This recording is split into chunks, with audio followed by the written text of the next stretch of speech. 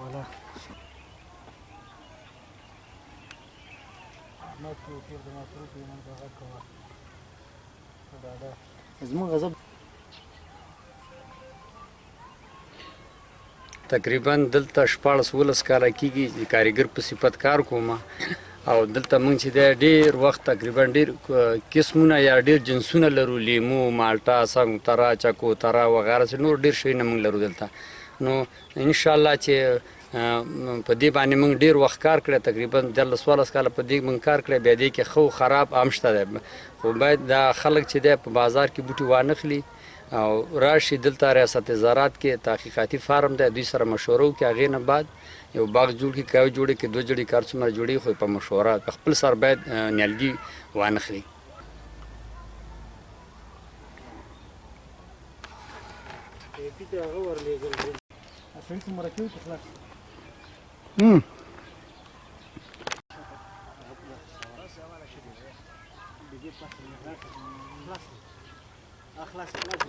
څلور کاله کې دلته کار کوم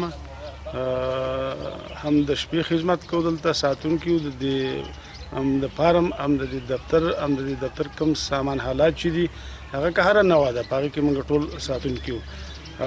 د هغې نه علاوه د دې موږ اوبه کوو خدمت یې کوو د هغې نه علاوه د دې موږ د وپاشۍ خدمت کوو د هغې نه علاوه موږ د دې د رمبي دغه کوو چې د دې صفایي وشي د بوټي وشي د هغې د حفاظت کوو چې څوک ونه شو کوي څوک یې ضایع نه کړي د دې موږ د ساتونکي یعنې د هر قسم نګاه نه موږ د دې ټول خدمت کوو هم د اوبو د دوا د ساتلې د خشاوي د هر قسم سره خدمت کوو او هم پیره کوو هم دغه کوو د شپې دلته او هم دغه کوو خدمت کوو د باغ د روزانه نه خوشاله اوسئ د ننګرهار کرنې اوبو لګولو او مالدارۍ ریاست په ننګرهار کې د خپلو بڼوالو او همدارنګه بزګرانو ترڅنګ مالدارانو ته کار کوي دا چې ختیځ زون د سیتروسو دپاره خورا مساعد اقلیم لري نو د ننګرهار کرنې اوبو لګولو او مالدارۍ ریاست له لورې په 3872 هکتاره جریبه ځمکه باندې د سیتروسو باغونه جوړ شوي دي چې 9452 ټنه حاصل ورکړی او سږکال زموږ د اټکل له مخې کیدای شي تر 2000 پورې موږ حاصل ولرو ځکه موږ چې کوم باغونه جوړ کړي دي په دریم کال په حاصل باندې راځي نو هر کال د هغه باغونه چې یو کال دوه کاله مخکې کرل شوي نو هغه په حاصل باندې راځي نو زموږ اټکل دا ښیي چې سږکال هغه باغونه چې حاصل تېر کال کم او سږکال به ډېري د هغه نه به چې دی سږکال موږ ډېر حاصل واخلو تر 2000 ټنو پورې به موږ حاصل ورسېږي زما نوم عبداللطیف بارګزی د کرنې ریاست د بڼوالۍ چارو مسؤل دا دلته چې موږ تاسو ولاړ یو دا د کرنې ریاست د بڼوالۍ مرکز دی چې په دې مرکز کې موږ تقریبا 9 ملي کلیکسونه لرو او د ملي کلیکسونو په څنګ کې 9 تقریبا نمایشي قطعات لرو د 9 ملي کلیکسونه زموږ عبارت دي د انارو ستروس املو خورما زیتون انځر لوکاټ دي چې موږ په دې میوو باندې تحقیق کوو او دې کې ښه او بهترې انواوې چې را پیدا کړو دا موږ دهقانانو ته سپارښتنه کوو یعنې موږ اوس دا موږ تاسو ولاړو چې ګورو دلته د ستروسو باغ دی ستروسو کې موږ 4 نوع دلته موږ تقریبا 80 نوع ستروس لرو چې په دې کې موږ 4 نوع مالټې